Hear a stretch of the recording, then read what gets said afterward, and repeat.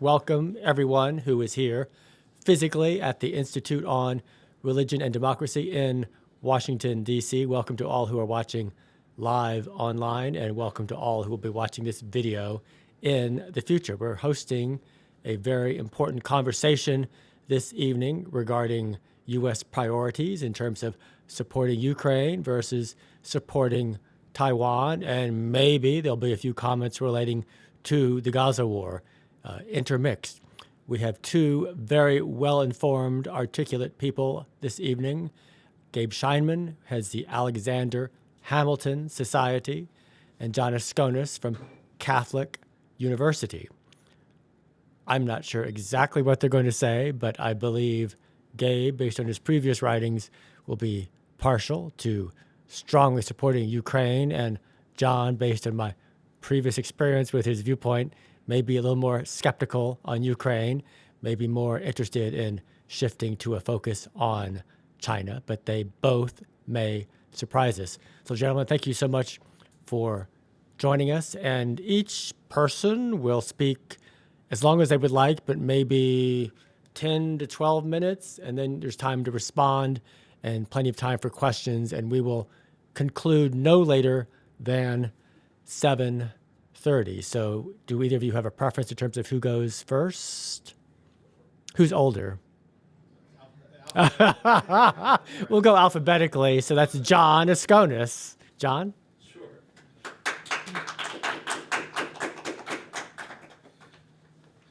Thank you very much for hosting me, and I always enjoy whenever I can come down to the IRD.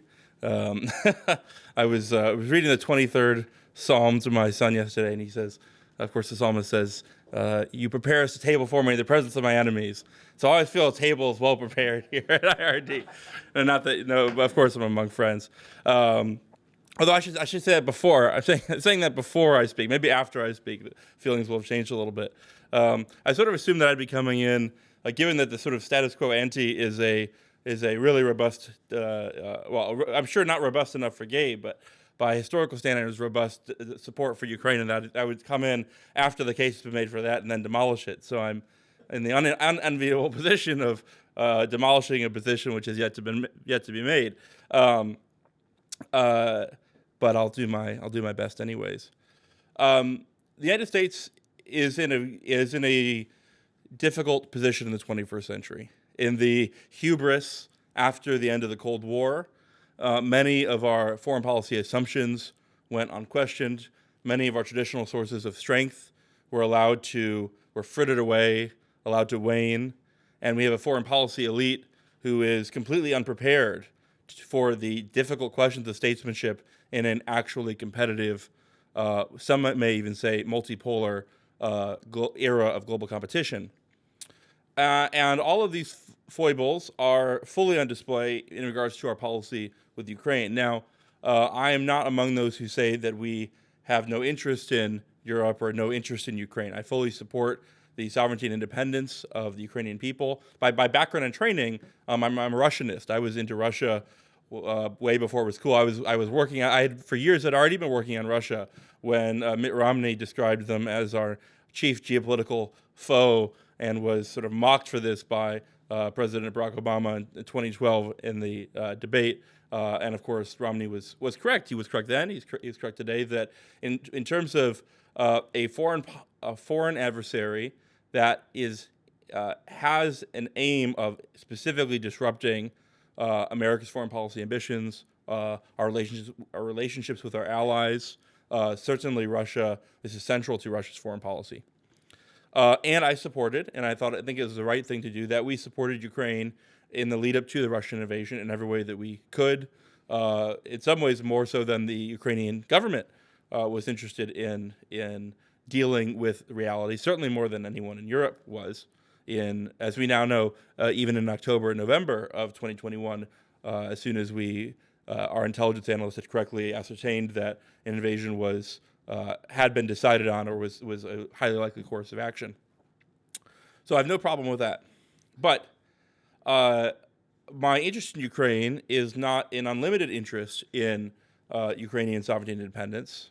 I mean, I support that as a good in and of itself, but in terms of what ought the foreign policy of the United States to be, I believe we must pursue a foreign policy in line with, as the Sharon statement puts it, the just interests of the United States. And in a situation, in a reality, which regardless of what might have been an ideal policy, we have frittered away certain advantages, we are unprepared, we have allowed, in particular, our defense industrial base to wither. We do have we need to deal with a military that, while still the most sophisticated, advanced, strong military in the world, is not unlimited in its capacities. We must exercise the art of statesmanship, which is the virtue of prudence applied to our foreign policy, understanding what exactly are the essential interests of the United States to the ordinary people of this country, understanding what is possible, and making decisions in light of preserving, prioritizing our interests, right? You cannot do strategy. Strategy is the art of aligning means and ends. And so it has to begin with a realistic assessment of our means. We already have been, probably for a year, at a point where our strategy, where our policy towards Ukraine is completely out of line with any strategic understanding of the interests of the United States. The Biden administration does not really have a strategy for Ukraine, as far as I can tell. But such as it is, it has been a sort of fulsome support, material support for Ukraine, and resistance to, partially motivated by the domestic politics of this, both in the United States and in Ukraine, resistance to the only plausible outcome for the war, which is a negotiated settlement. Serious Russianists said this from the Russianist students of the region, said this from the very beginning. The reason is very simple. Our political will, our interests in Ukraine are limited. Russia's are essentially unlimited. This is an essentially existential threat for, perceived by Russia's leadership and by many of the people of Russia as an existential threat, deeply rooted in their history. So the best possible outcome was and remains some form of a negotiated settlement. Now, the case I come to make today regards specifically our other global interests.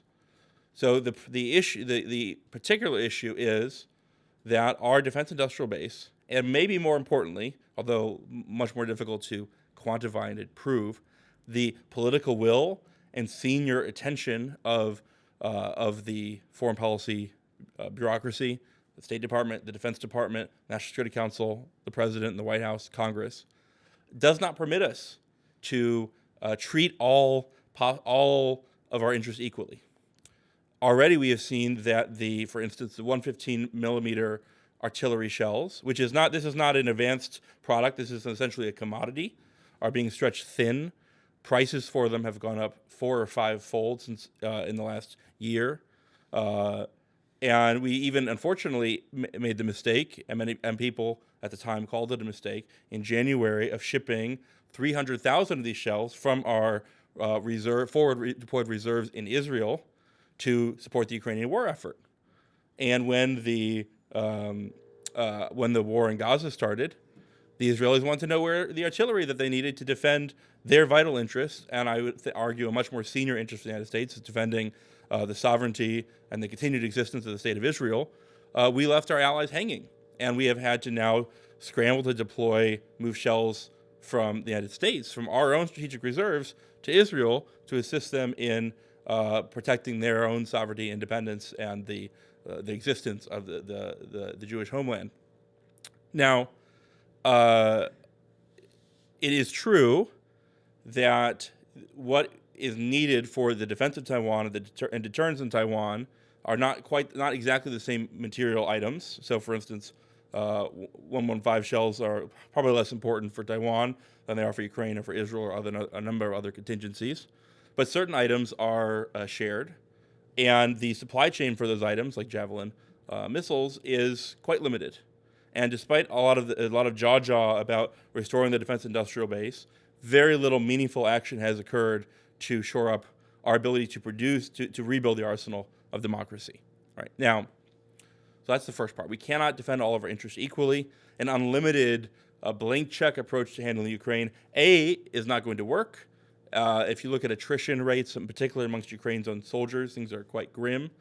Continuing our current strategy will not involve maintenance of the status quo, but will involve some significant escalation of dubious effectiveness.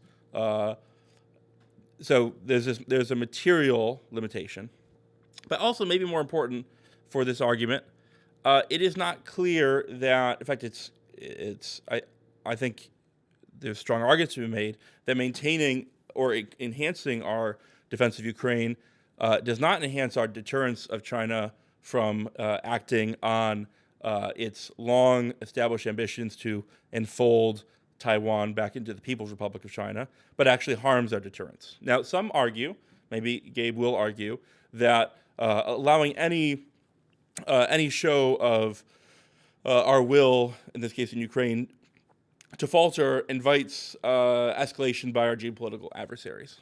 And interestingly enough, this is not a unique situation in American history. In 1967, during the Vietnam War, the president, LBJ, commissioned a special national intelligence assessment. It is, to my knowledge, I suppose there may be others that are classified still, the only eyes-only assessment. In other words, this is an assessment to be produced by the American intelligence community only for the eyes of the president. It was so sensitive. And the question was, what would the ramifications be if we abandon our allies in South Vietnam, as we did several years later, 1973, after many, many more dead American, South Vietnamese, North Vietnamese civilians, military dead several years later. And the assessment suggested this. It said that there would be effects in the region. It predicted correctly that nearby states that had been drawn into this conflict, particularly Cambodia, would likely fall to their own communist insurgencies if we withdrew. But that the domino effect would be quite limited to these countries which were not a vital interest of the United States. It predicted, based on intra-communist bloc dynamics, that because of the Sino-Russian split, that China, the effect it would have on China would be much more limited than I think many at the time were arguing in the United States. It suggested that the domestic implications in the United States might be very severe of having engaged in this conflict, wagered so much on it, and then withdrawn. But toward the question of would this hamper our deterrence of the Soviet Union in Europe, or would it, and related question, would it lead our European allies to believe that we were not committed to their defense? The assessment concluded affirmatively that that would not be the case, and that, in fact, it might be regarded as enhancing our deterrence of the Soviet Union for this simple reason. Contrary to what we like to believe as Americans, our allies do not regard our commitment to their defense as emerging from our ability to keep our word, our forthrightness, our overall level of political will, but of our own interests. And that if they were convinced that this action, which harmed another ally of ours, South Vietnam, would free up resources and for their own defense, and that continued defense was in our own national interest, that they would believe that is what they would focus on. And I believe this is absolutely the case in East Asia. The thing that hampers our deterrence in East Asia today is our overarching imperial overreach in many parts of the world. Anything that we can do to suggest to our allies in East Asia, as well as to China, that we are actually focused on the China threat, that we are actually prioritizing resources for East Asia, that we're actually going to do the pivot to Asia that was rebranded as the rebalancing to Asia because it alarmed the Europeans who haven't spent 2% of GDP on their own defense in 30 years, reducing our commitments in Afghanistan, in Ukraine, enhances our ability and the credibility of our commitment to our East Asian allies. So because Taiwan, both in terms of the ability of Taiwan and our East Asian allies like Japan and the Philippines to hem in China's maritime ambitions and expansionist ambitions in the South China Sea, as well as, of course, maybe more importantly, the absolutely critical global choke point of microprocessors and advanced electronics situated on the island of Taiwan itself, much more important to the interests of the United States. I do not believe we have the luxury of maintaining a vast array of global security commitments in inconsistent, one might even say sort of schizophrenic prioritization. So especially given that we made a very strong defense of Ukraine, we permitted Ukraine to defend itself very ably, we severely weakened Russia's own military forces, although unfortunately, because of us allowing this conflict to be drawn out, we are now encouraging them to regenerate those forces, which was one of the biggest mistakes we ever could have made. Nonetheless, anything we can do to show that we are focused on the threat of China and focused on the affirmative defense of Taiwan enhances our deterrence of China and is actually in the interest of the United States. Thank you.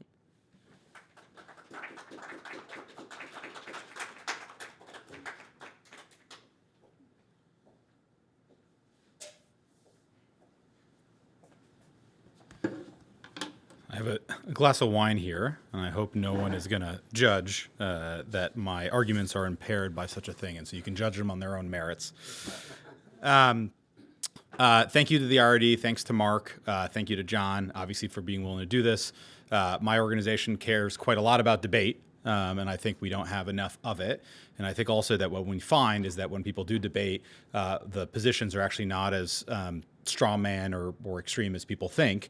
And it's actually a question of what are the premises under which they are operating on and how do you solve a problem, right? And so I actually, there's a lot here that I think I'll agree with John just to start off on, but even before even going into my main argument. So, I agree that the United States is in a tough place. Obviously, I don't think anybody can look at this and say it's been peaches and rainbows and flowers in different ways. I agree that a lot of the reason we've been in a tough place is because we've been naive about the serious threats that we face from a lot of different quarters in different ways. John didn't quite say it this way, but I'm sure he probably would agree, which is, and I believe a lot of that is a lack of good political leadership in a variety of ways too. So I don't think there's any disagreement here, I think, over the nature or the level of the situation. The question is, so what do you do? So the question was posed was, can the United States both support Ukraine in the way in which it had and effectively counter China in the way in which it needs, or is Ukraine a distraction or a lower priority, or however you want to phrase it in that way? So the short answer to that question, in my view, is yes, we can. We can do both. Yes, we should do both. And the reason that people think we're unable to is not because we cannot, it's because we're choosing not to. So I want to reset the frame here for a minute. It's not as if we were effectively countering or deterring China all the way up to February 22nd of 2022, or February 23rd, and then all of a sudden on February 24th, which is the date of the Russian invasion of Ukraine, we threw our plans out the window, we got crazy, we prioritized in other and weird ways, and all of a sudden we were not, right? It is not the case with regard to Taiwan, the Philippines, Japan, Korea, as well as our own position in that way. In fact, both then and now, we're still nowhere doing nearly enough on both the China front and the Russia front. And I would even argue that our ability to do so today, and we'll get into more, is actually better than it was almost 2 years ago, a year and a half ago. It's not enough, but it's at least trending in the positive direction. I think it's actually a false choice or a fallacy to suggest, and John didn't exactly say this, we can get into this afterwards, that the money that we have spent on providing arms to the Ukrainians, which is basically $44 billion, is money that, had we not done that, would have gone towards a Taiwan scenario or a U.S. deterrence capability scenario in the Western Pacific. And frankly, had Beijing attacked Taiwan 18 months ago or a year ago or 6 months ago, our ability, we would have been just as unprepared as we are now, or as we are then, right? I don't think these are things there. So I think that the proper debate question here is not a trade-off versus one or the other, although I do want to get into some of that.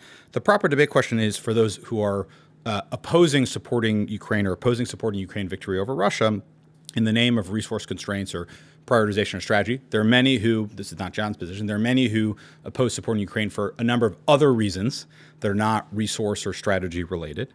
The right question is not that. The right question is what would have actually getting serious about China look like had there been no Russian invasion, right? Counterfactuals are difficult, and I grant that, and they are sometimes unfair. But the counterfactual question here to actually evaluate properly is how would our deterrence of China today look like in the absence of a Russian invasion in February of 2022, or in the absence of Western support of Ukraine following a Russian invasion in February 2022? And I would even split that out further, which is what would our ability to deter China look like in a counterfactual world where the Russians have actually conquered all of Ukraine, which, again, it's a counterfactual, but absent a lot of Western aid, that is certainly would have been a much more serious probability than it is today in that way. And I would venture to say that even in those counterfactuals, we would have been just as ill prepared today on the China questions as we were then, mostly because the political will has not been there, because therein lies the nut of the problem. So let me say a couple things up front and then dive into that. So there are many arguments that one can make, and John took one of these up about the question about credibility, right? Does what happened in one theater happens in another theater? Do our allies in Asia look at our support for Ukraine and say, okay, they've got our back, therefore we won't hedge against China? Questions about resilience, signaling, learning from conflict, all those are true. I do think there's a decent amount of evidence that the Chinese look at the Russian experience and say, oh man, that looks a lot tougher than we thought. And it activated a lot more reaction and antibodies than we would have thought. Maybe we'll punt this off, but I'm not a mind reader. And so my arguments today are actually not going to be psychological or political, but frankly material ones, which is where I want to focus. So that's one. The second thing, and I don't think John said this, but I think we probably agree with this, that the single best thing we can do to turn Taiwan into a porcupine or to deter Chinese aggression of Taiwan, the Philippines, is not the direct support of Ukraine, right? That's the bank shot, right? The single best thing we can do, right, is actually invest in the serious military capabilities necessary of ours and of our allies in Asia to be able to do this. You didn't talk about that, but I'm sure you'd probably agree on that, right? So I don't think this is an either or in that way as well. Now, to be clear, though, any Taiwan-related scenario that you can think of, and you see this in a variety of war games, the Taiwan is not the end of what happened; it is the beginning, right? And even a successful, let's call it, Chinese invasion, occupation, and control in Taiwan is likely to be the beginning of something much, much larger in that way. And so the questions that we have today about defense spending, defense production, and so forth are not simply relevant, and depending on how you argue about it, impossible in the short window that many believe that we are at risk in before the Chinese might do something. They will be relevant way long after that for a variety of the reasons, just because we should not look at this potential scenario as a one-off or a fait accompli marker of what might happen. So it's something to be there. I agree. The argument of the resource constraints are real, but I do think this argument conflates cause for consequence. Our constraints are real, but they are not the product of our Ukraine policy. They are not the product, they're not new. They are the product of policy choices that go way back, policy choices that have left us much more unprepared for the world that we live in today. And just to cite some statistics on that, we have reduced our defense spending to the lowest share of GDP to basically pre-World War II, 80 years.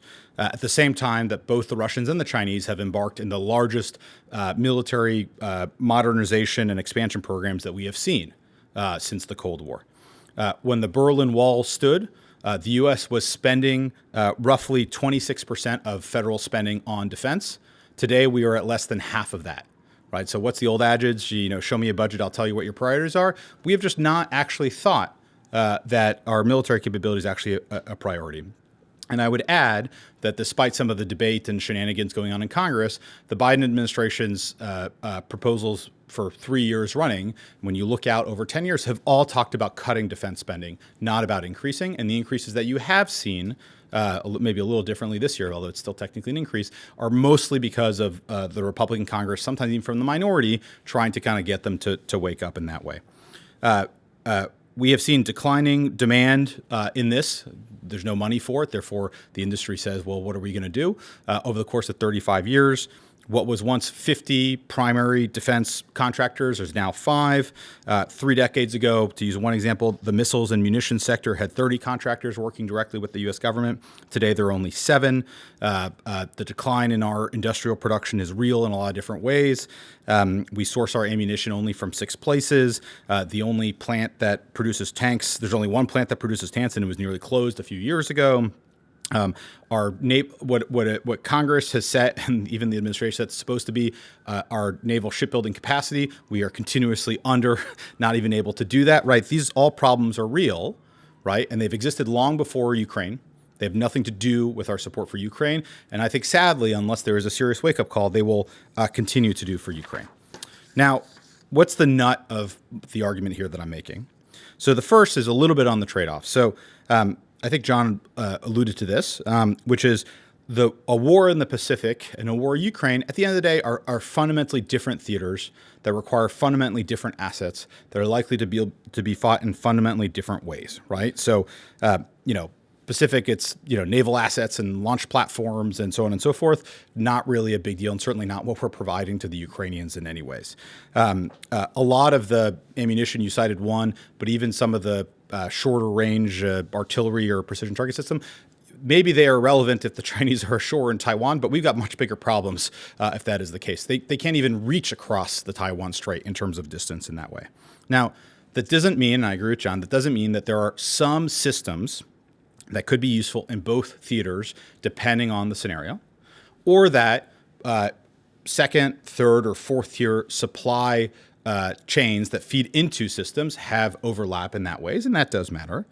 But I do think that those are largely on the margins of what we were talking about. That if I were to pull out the official list that the Department of Defense puts out every time it authorizes a new set of military aid to Ukraine, that adds up to almost $44 billion, and the list of what we've provided, and you were to go down and actually circle each thing, there actually isn't going to be a ton in there that you would say, oh, this is what Taiwan wants or needs today in that fight, right? And so forth. So the first is, I don't actually think there's as much of a trade-off as put it there. The second thing is, and this is the core of the argument, is I actually do think, and this is to go to the counterfactual, I do think that our decision to support Ukraine is actually what is helping. I agree it's not enough, and I agree it's too slow, but it's actually helping address a number of the problems that John laid out and I would agree with. So what's the first one? One is the war has clearly prompted both ourselves, but also a lot of our frontline Asian allies to just simply spend more on their defense. Now, you could argue that Chinese behavior is also contributing to that. And you could argue that Chinese behavior over the last 18 months has even been taken up a notch, but Chinese behavior was steadily building. And if you talk and look at both the Japanese in particular, but the Taiwanese and the Koreans as well, they will specifically cite Ukraine. And by the way, these nations themselves support Ukraine for these reasons, right? The Prime Minister of Japan, the President of Korea have both visited Kyiv and are staunch supporters. The President of Taiwan and the now former representative of Taiwan, who is now running as Vice President in the Taiwanese election, have both openly said, right, and I think in many ways courageously said, that the war in Ukraine matters immensely. The outcome matters immensely to the situation in Taiwan. So the Japanese, the Koreans, the Taiwanese, the Philippines, the Australians, they have all announced over the last 18 months significant increase in defense budget that are different from what we were before, and it's pretty clear that intervening variable is what has gone on in Ukraine. The second is the war has pushed us, the United States, to grow and modernize our own forces in a way that no other intervention seemed to have been for 20 or 30 years. We have the various branches of the armed services, in particular the Army, has used a lot of the funding that has gone to Ukraine to modernize their forces, to be able to buy more things at lower price because they're buying things in larger quantities. This include the HIMARS, the armored multi-purpose vehicles. Ammunition is another good example, right? It depends how you look at it and where you count, but I think we've already close to double the production of 155 millimeter ammunition in 2 years. We're expected, I think, to get to quadruple next year, and I think over 5 years it's sextuple. Again, even if we don't quite get there at that pace, there's no other example where we have done that sort of ramping up other than the Ronald Reagan buildup and obviously World War II and then the Cold War in that way, right? And this is absent the United States being directly engaged in a conflict, right? That should be seen as a good thing. Moreover, when the things that we ship to Ukraine are older things, right? And we are using the money to replace it with newer things and better things and things that are actually a little bit more geared to the fight that we may have in the Pacific than the things we had before. And some of those are the javelins and singers that you talked about, the Gimlers, which is another important system that has been used in that way. The price for these things, if you actually look at it, has dropped over time as a consequence of these things. So that's the second. The third is that our aid to Ukraine is actually jolting the defense industrial base in a way that we just have not seen in 30 years. Now, again, I go back to it is not doing it enough and is not doing it fast enough. But in terms of the political reality that we lived in, which is why I go back to this counterfactual, I cannot think of a, even if in a political scientist way, I cannot think of a different intervention or variable that has sought to create change than this. And the production lines of long-range anti-ship missiles, the air-to-surface standoff missiles, the things that actually could be relevant right in Taiwan scenario, the production lines are increasing in a way that they just haven't in over 30 years. A quote from I think about a year ago, the Pentagon's head of acquisition and sustainment said that production is deterrence. Why? Because in the situation of China, in any potential war, we're going to lose a lot of things, and we're going to lose a lot of things quickly. And we're going to have to sustain and resupply and do logistics under threat in a way that we have not done in basically 70 years. And so the ability to get those production lines reopened and running faster and higher is actually critically important to this. So I could even cite a couple other things. So what is the actual comparison? Like I said, none of this is enough. The threats from China and others are still large. Our aid to Ukraine is spurring things in the right direction, but it is not fast enough, as I said. My criticism actually of the administration is actually from the right. I actually agree. I don't feel that it actually has articulated clearly, what the U.S. interests are in defeating Russia, which would be the way I would put it, which is not the words they use, right? The administration will not talk about supporting Ukrainian victory in the war. They will not talk about supporting Russian defeat. They talk about basically supporting Ukraine to defend itself, right, which is a very negative variable. And so I actually think that the administration in some preferred way might actually want to be where John is suggesting that we ought to be, but for a variety of reasons, political pressure, president, I think, kind of getting into a position he can't get out of, has actually taken a bit more of an expansionist position by rhetoric. Even in practice, that's not what they're actually doing. But what could we do? So my response will be, and we can debate about this, is that we actually should look at FDR as the best example. When FDR first spoke about the arsenal of democracy in December of 1940, that was a full year before Pearl Harbor, but he had been acting with the urgency of revitalizing our defense industrial base and our defense industrial capacity for a number of years. In January 1939, nearly 3 years prior to Pearl Harbor, he called on Congress to authorize what in today's dollars would have been $6 billion to triple the number of aircraft in the Army Air Corps to 6,000 planes. And in a single swoop, he'd basically secured more funding for what became the Air Force later on in a year than he had in 15 years before that. When the Germans invade France in the spring of 1940, FDR calls for the annual production of 50,000 planes. And by 1944, when the U.S. is in the war and obviously at peak, we produced 96,000 planes in a single year. Same is true with naval production. The United States in the 1920s had engaged in a series of basically naval arms control acts, and beyond the limitations had not even built up to the act limits in that way. That's how far we were. In 1934, we passed the Naval Parity Act to build ships up to those treaty limits and modernize the Navy. 2 years later, we passed the 1936 Naval Act that authorized the first construction of a battleship in 15 years. In 38, we passed the second Vincent Act that authorized a 20% increase in the end strength of the Navy. And then following the fall of France in 1940, we passed the Two Ocean Navy Act, equivalent to $181 billion today, that increased the strength of the Navy by 70%. And so the point is, when we actually got to Pearl Harbor, right, which was still a ways away, peacetime rearmament, right, not after Pearl Harbor, but peacetime rearmament was responsible for actually a significant percentage of the modern warships and the fleet even prior to the attack, which I think is, we sort of think of the arsenal of democracy as we did nothing, we were attacked, we flipped the switch, we won the war. That's actually not what happened. So there's an argument here. Roosevelt actually had the order right. Become the arsenal of democracy first, declare oneself the arsenal of democracy, and then actually act like the arsenal of democracy. Lend-Lease is in March or April of 1941, I can't remember, comes after that. Now, we currently today, I think, have the order incorrectly. We declared ourselves the arsenal democracy. We then tried to be that we are, and then only belatedly to realize, oh man, we got some problems before we get there, right? That's not the order I would do it. So how would I end this? And then we can get into a discussion however you would like to do it. Is I don't see this as a trade-off between both. I see this as a political choice. And so the question to me is, what should our political leaders do? And it has a lot to do with means.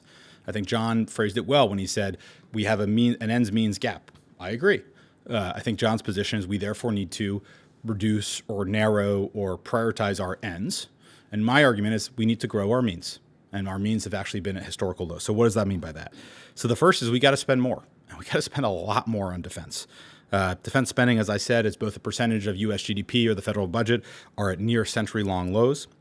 The situation is even worse because there's a lot of hijinks that are played in the defense budget and a lot of things that fall under that top line number that have actually nothing to do with defense.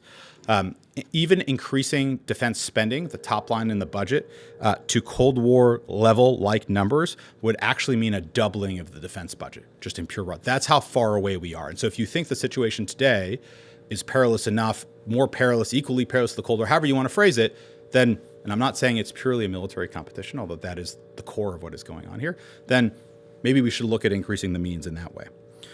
Second, I do think we have to spend it differently. I feel like if you designed our Department of Defense procurement regulations, you could not design a system more likely to not produce the outcome you want to do in a whole bunch of different ways, and we can go into some of the specifics. We need to move from a system away from a system of short-term contracts that take a lot of years to negotiate into a system of long-term contracts that are faster to negotiate, things that happen in the business world in all sorts of different ways. But industry, I think, does need that signal to be able to say that we're actually going to build a lot of these things. And the last thing I'll bid is that we have to do this now. We should not wait until we are punched in the face to realize that we ought to do this. And not that we should rejoice or obviously exploit in any way the attacks on both Ukraine and obviously in Israel, which Mark brought up beforehand in that ways. But these should be seen as wake-up calls to us. We should not take these lying down. And we should be able to not only support our allies and partners in defeating their enemies, which in this case happen to also be our enemies, but we should do this in such a way so that we can hopefully avoid, prevent, or deter us getting punched in the face directly. So thank you on that, and then we can comment or debate however you like. So.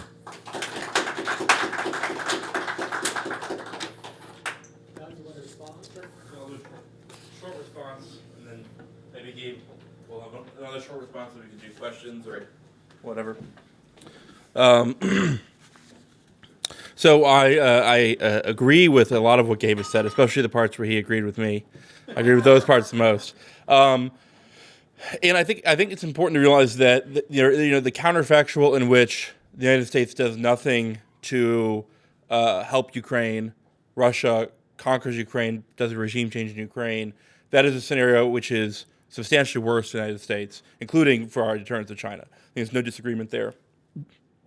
I think the question, in fact, the key point of disagreement, I think there are two really key points of disagreement. One of them is maybe a political judgment, and one of them is, I think, a strategic judgment. So the strategic judgment is that, to my mind, the question is not has the aid that we have already sent Ukraine, or that we might send Ukraine in the next year, hampered our ability to support Taiwan and deter China? And the answer to that is probably no. Certainly up to what we've done now, it's no. Even if we send another $100 billion to Ukraine, the answer is still probably no. And in fact, as Gabe correctly pointed out, one of the real silver linings of this situation has been helping Washington get serious about the defense industrial base, even though I think we'd agree, way far away from where we need to be. Showing that kind of the emperor has new clothes on a lot of if you go back, I think at least as far as the Obama years, certainly in the Trump administration, very senior acquisitions people. I remember talking about this with Trump's head of Army acquisitions. Were extremely concerned about the state, especially around not so much around high-end programs, which get a lot of attention, like the F-35 for being super over budget, but a lot of the stuff that was not being paid attention to around ammunition, very basic stuff. I mean, the ammunition plants in Louisiana, some of them are literally are World War II era plants. Like literally, they have their equipment has not been updated since the Second World War.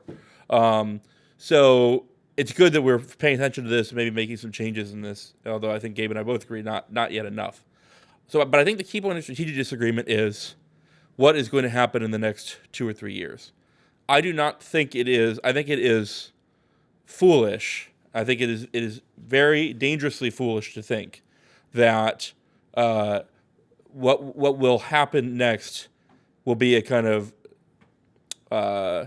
continuation of where we are today, or some kind of gradual change.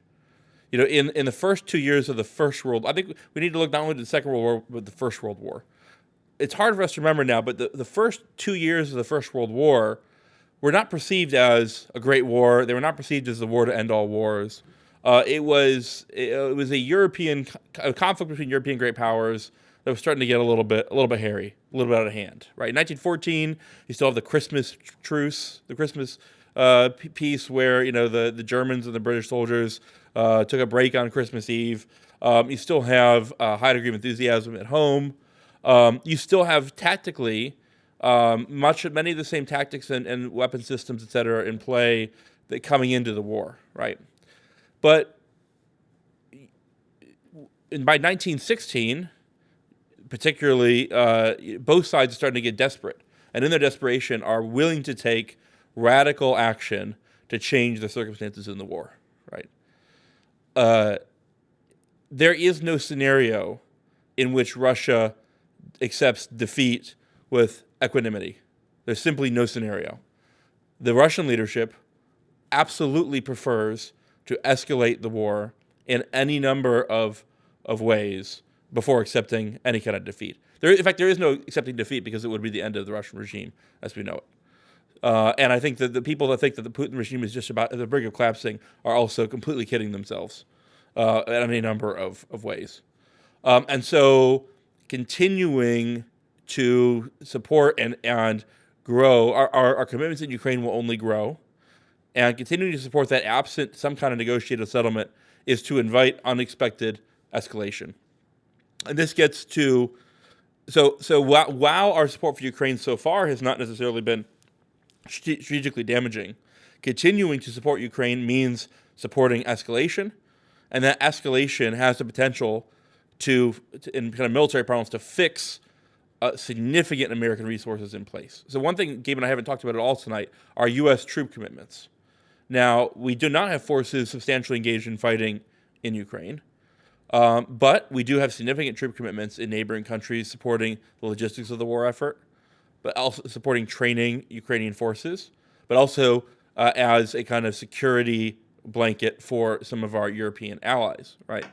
At minimum, the kind of escalation we would be looking at for Ukraine, if the Ukrainian regime doesn't collapse first, which is, I think, very much on the table, unfortunately, those commitments would be at the minimum would be a high level of commitment, even if there is not a regional escalation, which I think is much more plausible than DC has been kind of awake to. Both of those things have the potential to draw significant more resources, not only financial and material, but also of personnel, into Europe in ways that potentially create a moment of opportunity for China. I mean, already today, between Ukraine and the situation in Gaza, 2 or 3 of our aircraft carriers have been pulled off of the kind of normal rotation to go to in kind of contingency scenarios. And I don't believe we pulled our aircraft carrier out of South China Sea, but for a long time, for the last few years, my understanding is the practice has been to have two aircraft carriers in the Pacific at any given moment. I don't know if that's the case today, carrier battle groups. So the possibility of being sort of fixed down by an escalation in Europe is a much higher possibility than people are willing to have admitted to themselves. And this is not to mention ways in which Russia might pursue ever greater rapprochement with and allegiance with China. You know, for the last 20 years, the Putin regime has been wary of becoming too close to China and becoming China's sort of junior partner for a lot of reasons.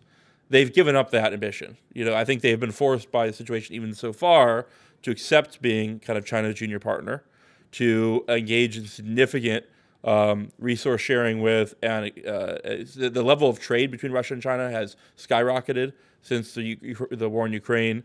And China now has a lot of leverage as well to extract military technology from Russia that Russia has been very reluctant to share with China in the past. So escalation, I think, we are on the pathway now to escalation. If we do not get off of that road, that is when I think we will face a real strategic dilemma. There's also a political dilemma, and Gabe is right to say that our levels of defense spending as a percentage of GDP have declined, but our levels of spending a lot of other things have increased. Right? Going into World War II, we did not have a welfare state. We did not have a massive national debt, and there is, to my mind, little to no political appetite certainly for doubling our military spending, which would either pour absolute fuel on our already incredible national debt at a time of very high global interest rates, and by the way, ever weakening treasuries markets. Well, so one of the ways that our adversaries could seriously damage or damage beyond imagining the United States would be not through military means, but through financial weaponization, which again I think is absolutely on the table. And in fact, there's an interesting anecdote in Adam Tooze's book Crashed, that in the teeth of the financial crisis, Russia approached China about using this as a moment to dethrone the dollar as the global reserve currency, which the Chinese, for their own reasons, declined to do at that time, or attempted to do at that time.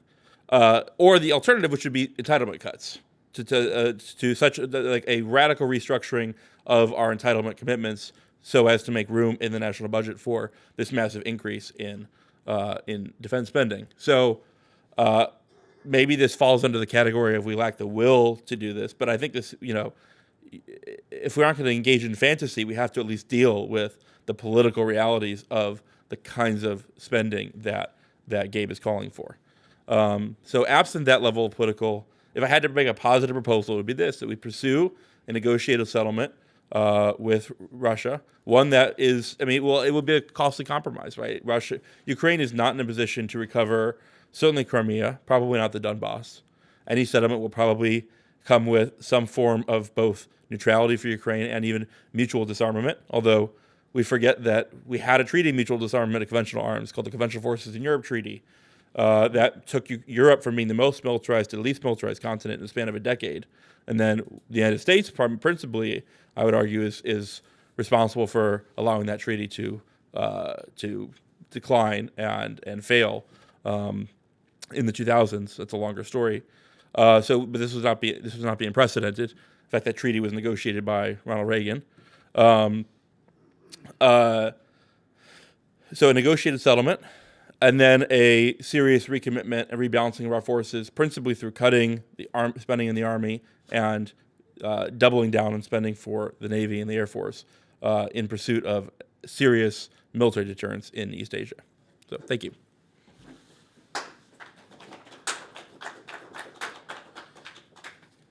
All right, so I'm going to agree when John agrees with me that I agreed with him, I think, these different ways. But let me respond to both the escalation dilemma point that you made, the political dilemma point, and then a couple other things.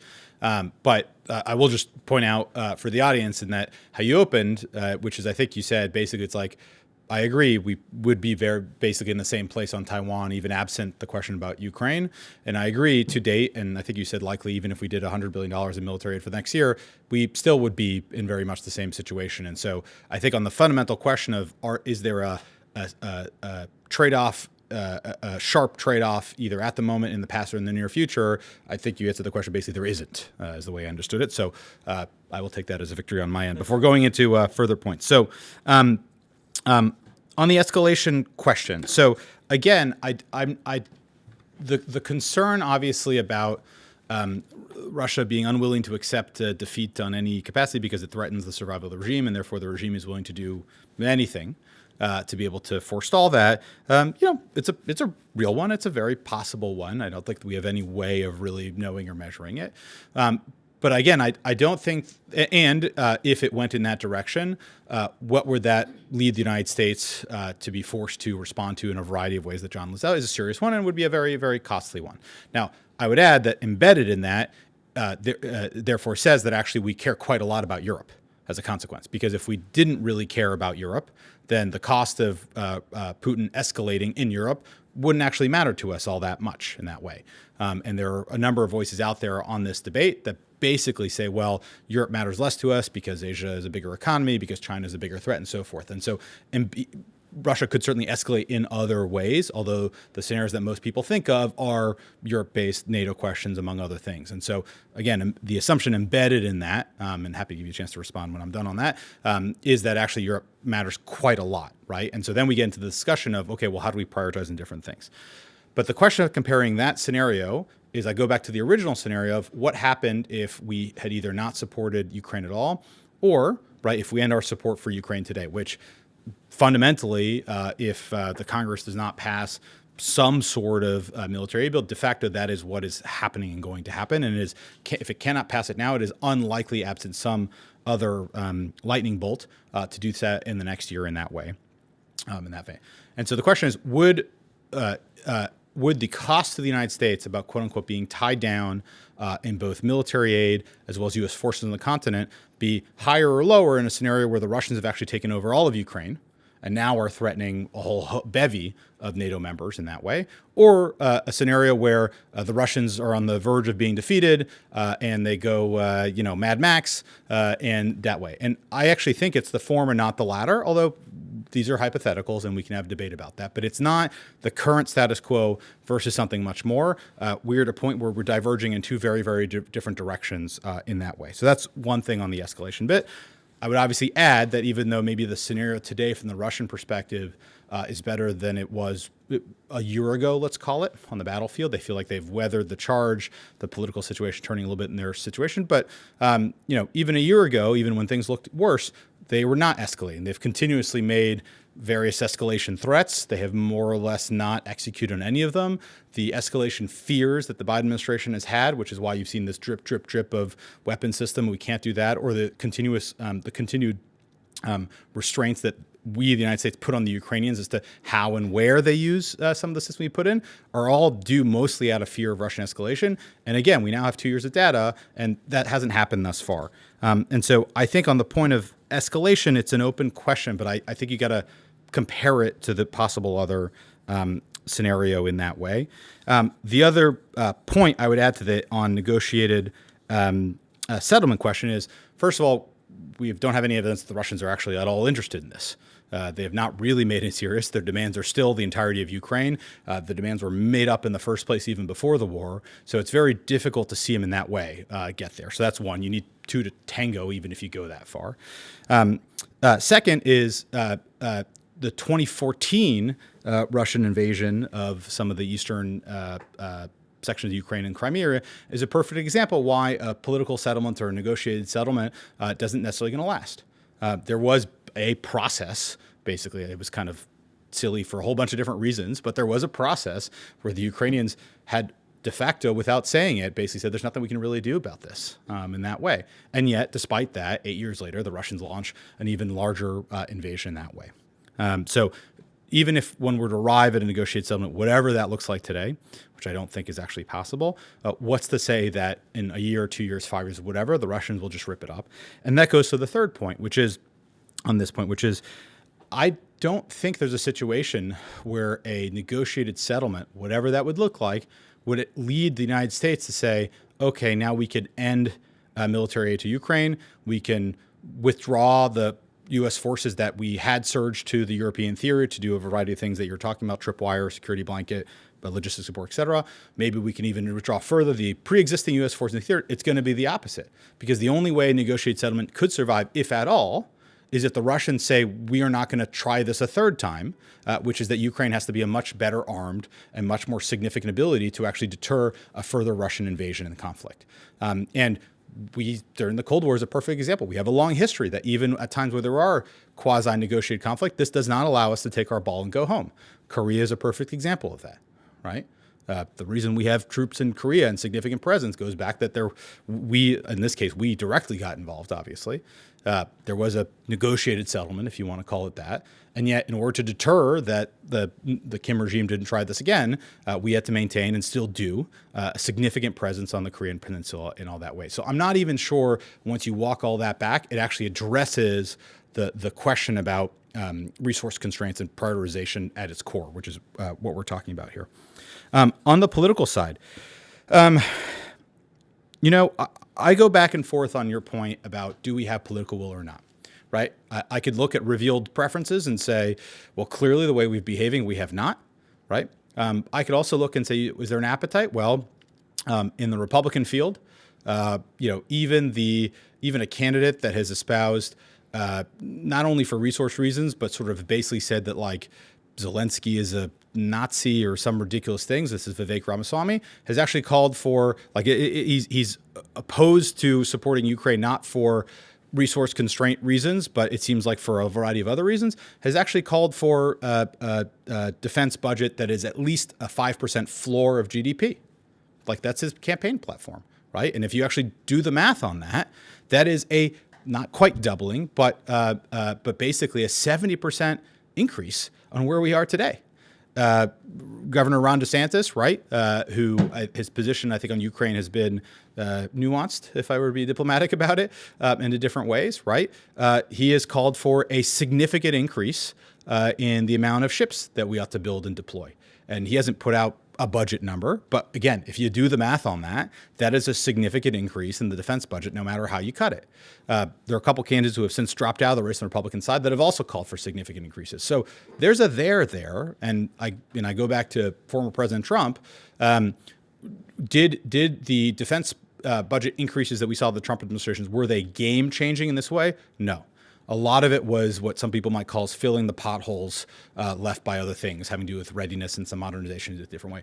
But the man served for 4 years and has the evidence to prove that he supported and did in 2016 as a candidate and so on and so forth, serious increases in defense spending. Are they Reaganite increases of double? No, but it's there. So first of all, I do think there's a decent amount of evidence that a number of political candidates thinking that are going to be there. So that's one element of that.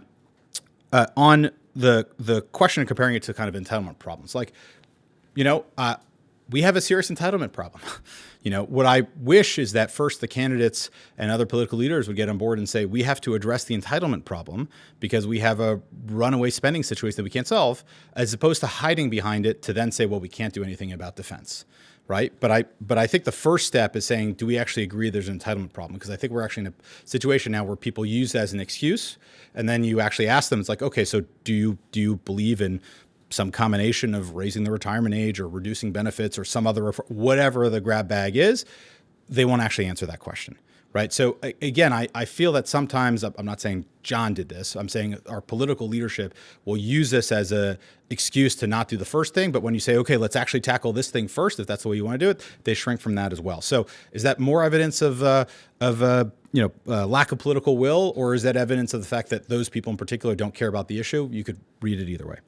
The last thing I'll say is, again, we didn't go into this in specifically, which is how does China see how we are behaving? How does it read it, right?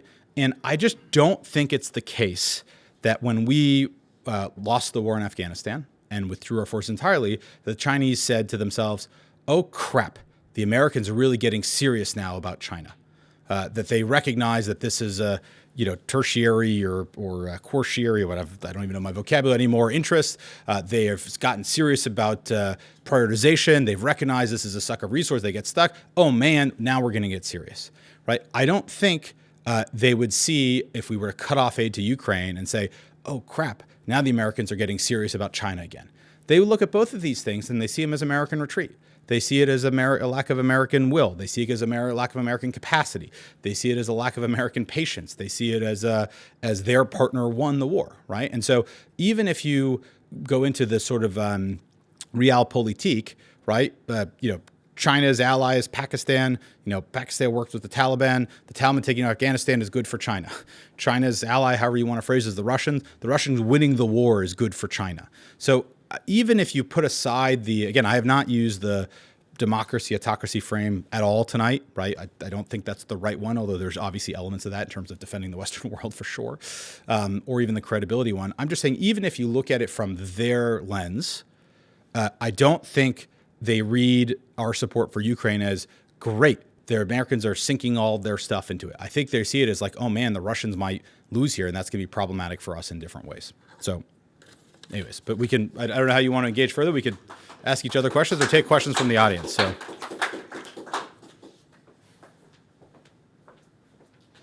Unfortunately, we are now out of time. We promised that we would conclude by 7:30, and it's now going on 7:35. But we had a fantastic exchange between two very articulate and well-informed people on these issues. I'm sure this video of this event will be a ongoing helpful resource for those who are interested in this issue, which is not going away anytime soon. And for those of you who are here physically, obviously you still have a chance to ask questions to the extent that our two speakers are willing to sit around or stand around for a few minutes longer and enjoy the food and drink in the back of the room. But thank you, all of you, for being here this evening. Thanks to all of you who have been watching online, and we'll see you at our next event. Good night.